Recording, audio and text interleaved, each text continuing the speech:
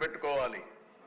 ఒక దుర్మార్గమైన పాలన వల్ల 466 కోట్ల రూపాయలతో అయిపోయిన ప్రాజెక్ట్ని ఈరోజు 990 కోట్ల రూపాయలు ఖర్చు పెట్టే పరిస్థితికి వచ్చింది. కాలయాపన 221కి అయిపోయే ప్రాజెక్టు 2027-28కి పోస్ట్ పోన్ అయ్యే పరిస్థితి వచ్చింది. అదర్ ప్రాజెక్ట్స్ అధ్యక్ష, ఆ రోజు మీరు చూస్తే పురుషోత్తపట్నం లిఫ్ట్ ఇరిగేషన్ 2,15,000 ఎకరాలు, బొడ్డేపల్లి రాజగోపాలరావు వంశధార 2,10,000 ఎకరాలు, హంద్రి నివాసు జల స్రవంతి 1,93,000 ఎకరాలు, సర్దార్ గౌతలచ్చన్న తోటపల్లి 1,64,000 ఎకరాలు, శ్రీ కృష్ణదేవరాయ గాలేరు నగరి సుజల స్రవంతి 65,000 ఎకరాలు, కందుల ఓబల్ రెడ్డి గుండ్లకమ్మ 60,000 ఎకరాలు. ఇవన్నీ కూడా న్యూ ఆయకట్టు క్రియేట్ చేసింది ఆనాటి తెలుగుదేశం ప్రభుత్వం. నెక్స్ట్ ఇంకో పక్క దేశ ఇరిగేషన్ కాన్సన్ట్రేషన్ పెట్టాం. రెండోది న్యూ ఎపిక్ సెంటర్ గ్రోత్ పెట్టి అమరావతి అధ్యక్ష, ఈ ప్రాజెక్ట్ను చూస్తే ఎంత బాగుందో ఒకసారి చూడండి. వరల్డ్ బెస్ట్ సిటీగా తయారైంది. ఈరోజు దేశంలో ఒక ఆస్పిరేషన్ ఉంది, కొత్త నగరాలు రావాలని. ఇప్పుడు వచ్చిన నగరాలన్నీ చాలా పూర్వం వచ్చినటి.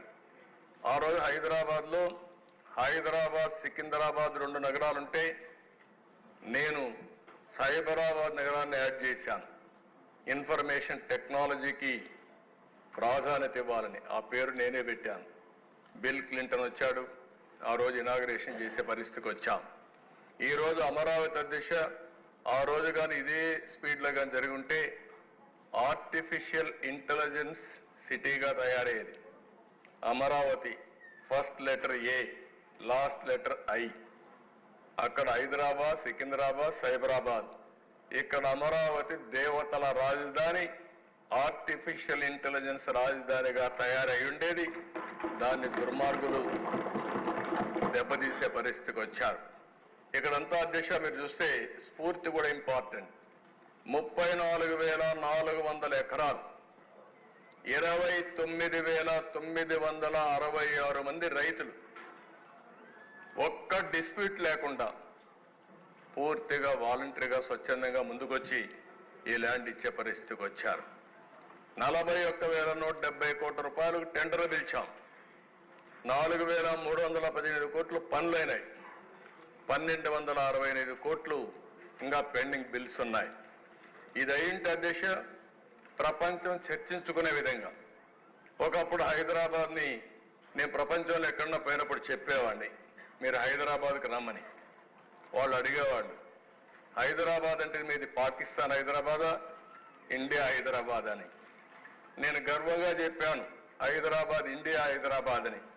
ఇప్పుడు ప్రపంచంలో హైదరాబాద్ గురించి చెప్పక్కర్లేదు, పాకిస్తాన్ హైదరాబాద్ ఎక్కడో ఉంది, ఇండియా హైదరాబాద్ ప్రపంచ పటంలో పెట్టినటువంటి పార్టీ తెలుగుదేశం ప్రభుత్వం అని చెప్పి కూడా నేను మీకు తెలియజేస్తున్నా.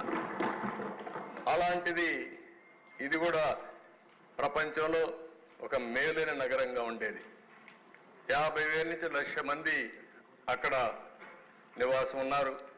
ఇది ఇంకా మనం ముందుకు తీసుకెళ్ళి ఉండడం 7 లక్షల ఉద్యోగాలు వచ్చేటివి.